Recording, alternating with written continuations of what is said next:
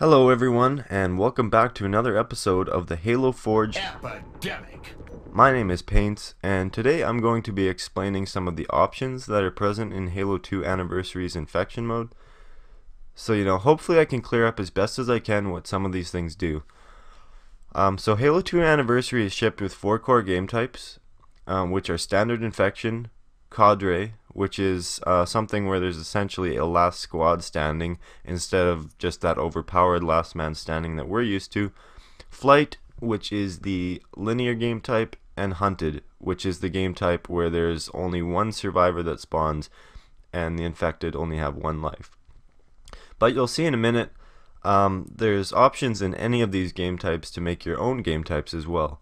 And what's cool is you can have them run simultaneously. So for example, you could have a flight map which is using the linear style game type at its core, but then you can add in your own twist by, say, enabling Cadre traits. And again, Cadre is basically, instead of having such a drastic change between your standard survivor and last man, you have traits for the last 3 or 4 survivors. And you can actually change the amount of people you want to have those traits. So that's one thing I was really glad to hear they implemented. What you can also add on top of that is safe havens. And you could just make a safe havens game type on its own. It's really up to you. They also have flight zone traits used for, of course, your flight payload zones. So you can customize that. Another one of the options found in the specific game options is going to be Epidemic. mode. Now, Epidemic. mode basically gives 3 infected players 3 separate sets of traits, which are completely customizable.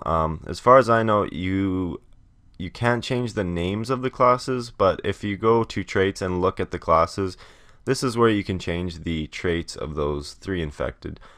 Now guys, I'm sure we'll have more on the specifics of this later on, but the idea is, separate traits for infected, and you can change them by looking at striker, jumper, and heavy traits in the traits section. One of the best things they added to specific options is whether you want infected to drop their weapon or not, which completely solves the Halo Reach problem where infected drop swords and survivors would only use swords. Now last but certainly not least, I gotta show you guys the infected head that you can enable for infected players. Now this thing is absolutely disgusting, but I love it. Not sure what you guys think. I know some people who played Halo 2 Infection may just want that regular Spartan skins for infected.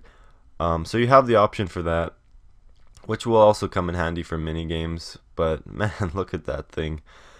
So anyways, overall there's just some great options we have to work with here, but that pretty much wraps it up for game options. I can't wait to see what you guys make with not only the Forge maps but the game types as well. If you need a tutorial on setting up any of the game types, just go ahead and watch the Infection Forge tutorial in the description.